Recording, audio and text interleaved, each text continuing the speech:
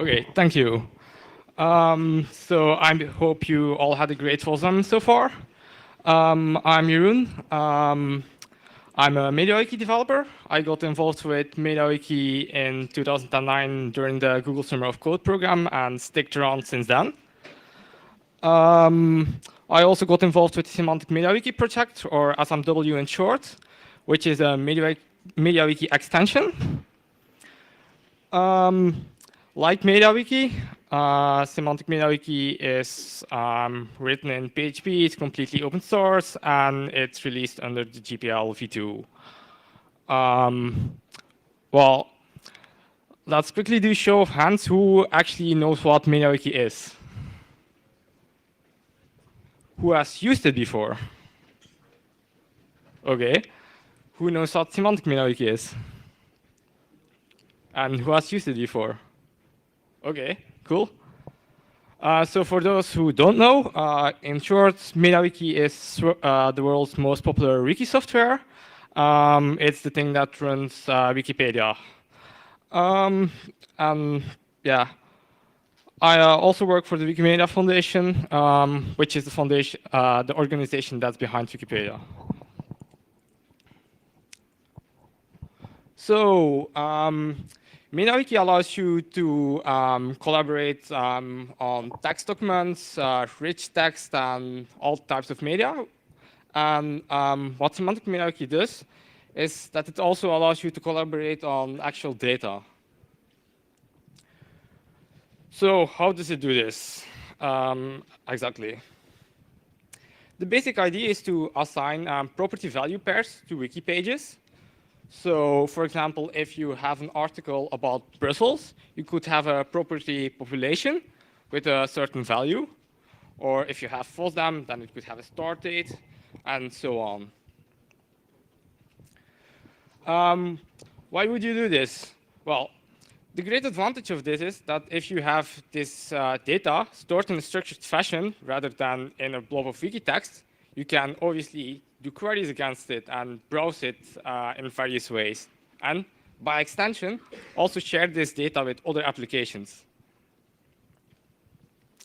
I'll quickly run through a few examples to give you an idea of what semantic MediaWiki installation looks for from a user's perspective.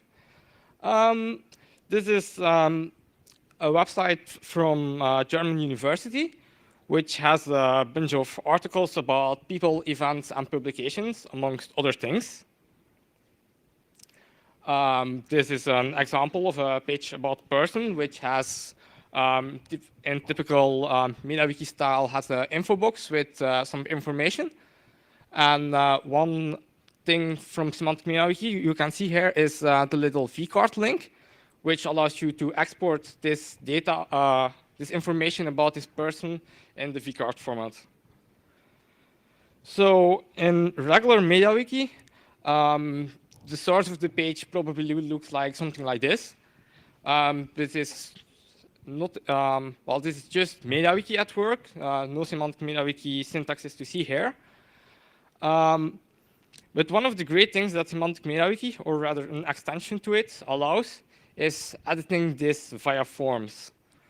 So instead of the users having to bother with the wiki text, they can add and edit things via such interfaces, which can have all kinds of fancy things such as, well, validation and auto-completion on existing values or inputs with date pickers and maps and whatnot.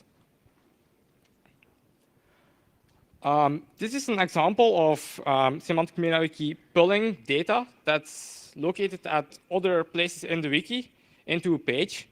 So this page does not have any of the information you see here, but rather this information has been pulled from individual wiki pages. Another example is the hackerspaces.org wiki, which has well, hackerspaces on it, which have information such as when they were founded, how much members they have, where they are located, etc. And because they have this geographical data associated with them, you can in the wiki pull all this data into a nice map, which you can then interact and navigate through the pages. We also have a hackerspace here in Brussels. If you don't know it yet, I recommend checking it out. It's a great place. My last example is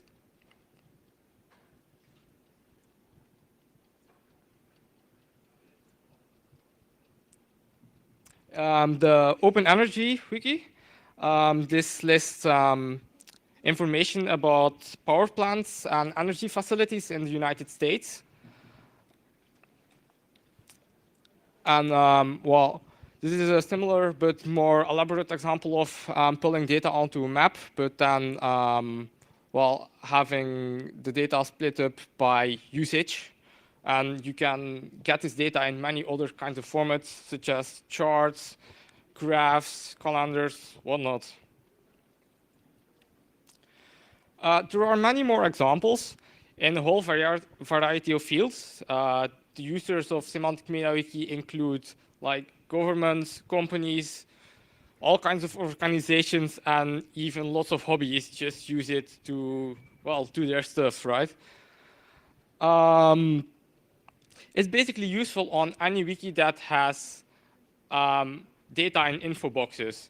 If you have a category with pages of a certain type, for example, buildings, people, events, whatever, then you can use semantic mediawiki to great effect. Whenever I see a wiki that has such kind of information on it, and that is not using semantic mediawiki, I ask myself the question, why not use it? It's that easy, and you get all the great benefits of being able to visualize your data and summarizing it, which you would otherwise need to do manually, and which is a great pain.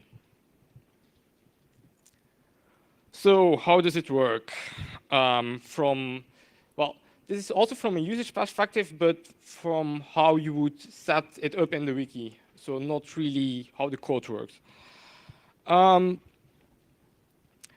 So to assign these property values in pairs in wiki pages, we use something that's called extended link syntax, which consists of 2 square brackets and then the property name and your value.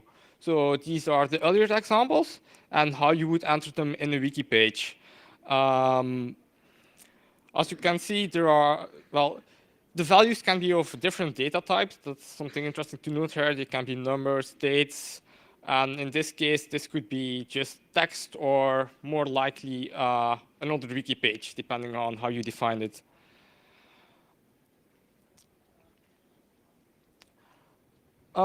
Properties in a wiki can be introduced as needed, so there is no need for some architect or whatever to set up a schema in advance. This really allows collaboratively building something and makes semantic mediawiki a great tool in cases where you do not know in advance what exactly it's going to end up being. They also have their own wiki pages on which you can enter documentation about property, but also properties of the property, which can specify things such as, well, what their data type is, and also restrictions, for example, saying that only a certain set of values is allowed, or things like unit conversions. So here are some examples of properties you could have. These data types, the types of the properties, they can affect how properties are displayed. For example, you cannot display a property of type date on a map, and you cannot display geographical coordinates on a calendar. They also influence how you can search and browse the data. For example, if you store, well, have geographical coordinates, you can do queries that find all other geographical coordinates in a certain radius of this location and things like that. And usually, use is made of the existing data types. So there's a basic set of data types. You see some examples here. But it is possible to actually extend this in a way by using records, which are composite types, which makes use of these base data types. Perhaps the most used way to get this data you put into some other format are inline queries. We saw an example of this earlier.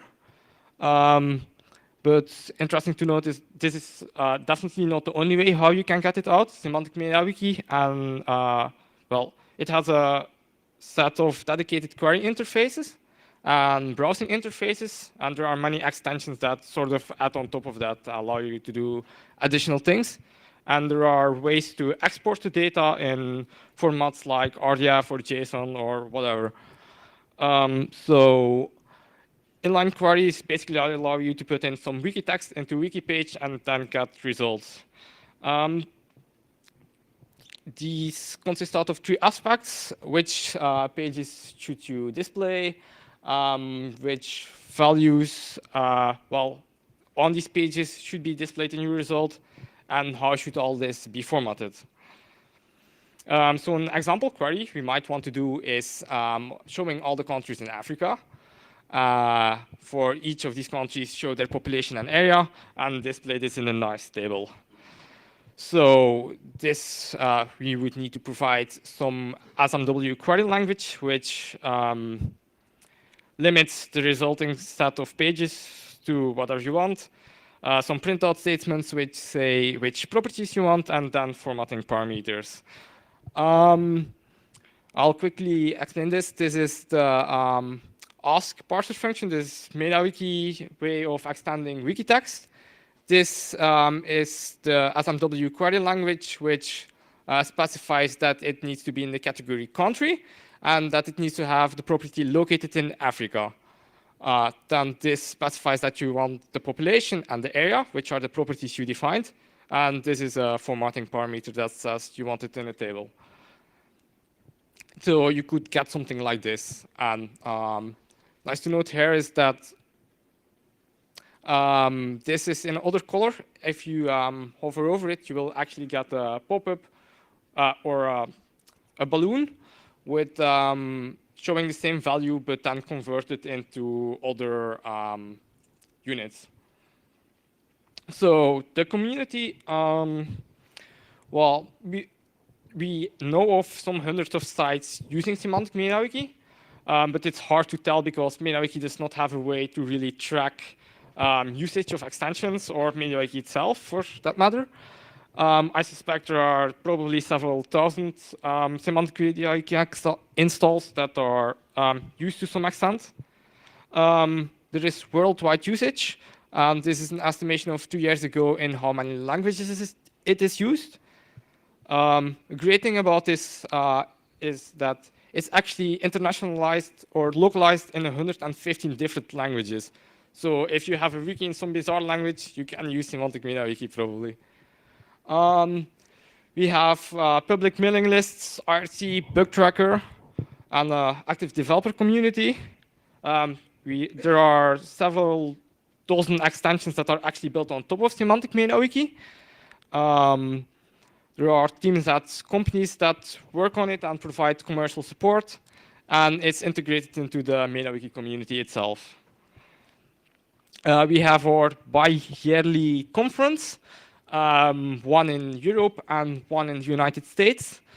The next one will be in April in Carlsbad. So if you're from the States, you might be interested in going there. And the next one in Europe will probably be in Germany in the fall of this year. So, okay, I guess I'm out of time and out of slides, so thanks for your attention.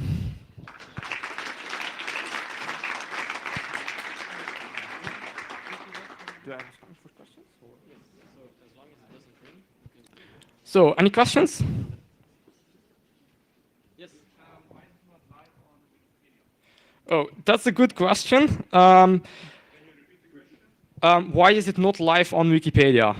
So this project has been there for 5 years already, and actually the initial goal was getting it onto Wikipedia, which has never happened. Perhaps the main reason there is that it's a bit too expressive. It allows too much things. You do not want users to go do on Wikipedia because they would simply not scale or they would complicate things there too much. I mean, a lot of people already have problems with the complexity of wiki text, so we do not want to go make it more complex. There is now a project called Wikidata, organized by Wikimedia Germany, which will actually, well, of which the goal is getting similar functionality, although a bit more limited, onto Wikipedia. This will start in April. I'm on this team, so if you have any questions about this, I'll greatly talk to you about it. Other questions, please see the speaker in front. So thank you very much, and I have some Belgian chocolates.